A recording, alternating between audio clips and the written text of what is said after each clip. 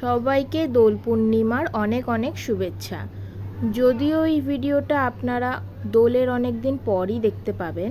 ঘুম থেকে উঠেই আমাদের আর তর্সই ছিল না কখন যে রং খেলবো সেইটাই ভেবে যাচ্ছিলাম। তাই জল খাওয়ার আগেই রং খেলতে আমরা শুরু করে দিয়েছিলাম। রং মাখার ফাঁকে আমরা কয়েকটা রিলসও বানিয়েছিলাম। আমাদের হালাত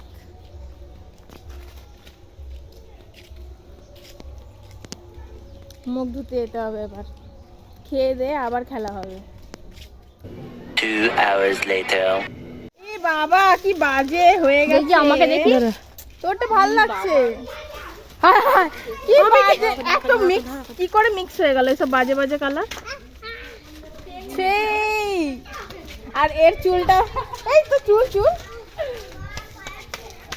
पापा की साड़ी की रंग आया না এই মারবি না।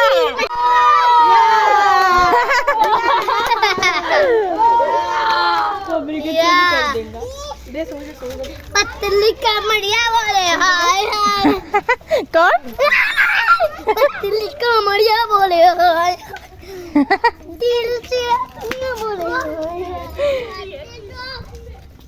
এগুলো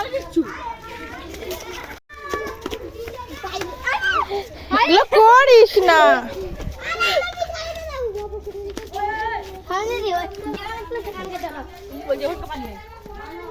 মুখ পরিষ্কার হয়ে গেছে।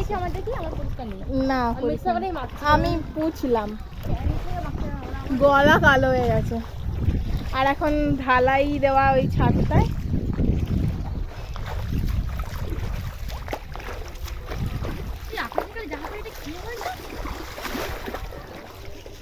মজা লাগছে।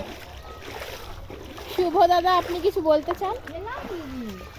শুভ এই রং নষ্ট করছে। Happy Holi happy Holi. अरे लेट कर तू ই তুই আজি মেন্টু ওই পাশে মেন্টুর ফটো তুলো। ওই সে তুই তোর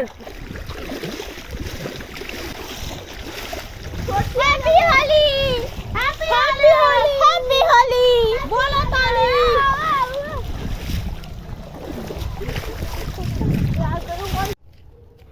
হয়ে গেছে। আর নয় আর দাও নি। দিতে যাবে? না যাই নাই। লাভ হইছে? হইছে? হইছে আর নয়। আর দিতে হবে না। এই গানে গানে দিতে। যাও কেন? তো দাঁড়াও। আর দাও নি। লাভ শান্তি। আমার অবস্থা কি করছো দেখি। দাঁড়া দেখাচ্ছি মামিকে মাখা। মামিকে সেখানে মাখিয়ে দিচ্ছে। ও তোমাদেরকেও সবাইকে মাখিয়ে দিয়েছে। দেখি সব।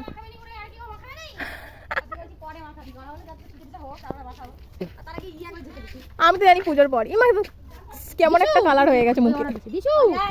অত্যাচার করে রং মাখানো। হ্যালো গাইস, দেখুন কি অবস্থা করেছি আমি মাখিনি, কারণ আমি পরশুদিন বাড়ি যাব।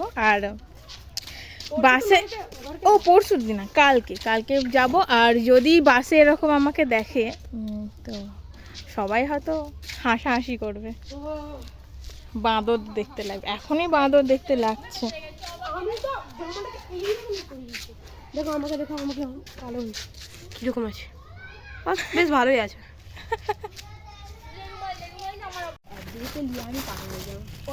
দেখা মুখটা দেখুন কি অবস্থা করেছে। রংটা উঠবে না। আর আমার এখানে মাং মে সিন্দুর ভর দিয়া কই। আহা তুলিস না আরে চুল ছিড়িয়ে যাবে। কি সিঁদুর ভরে দিল? মাং মে সিন্দুর। আচ্ছা, ওর দিকে বললাম আপনি যত খুশি মাখাও, এটা এসে রং টং মাখিয়ে চলে গেছে। ঠিক আছে, শ্যাম্পু করতে হবে। এটা তো চুল ছিঁড়ে যাবে। কি করলি তুই? मुझे वनम सनम জামা জামা এটা ভালো জামা কদু না তারপরে তেঙ্গে নাকি।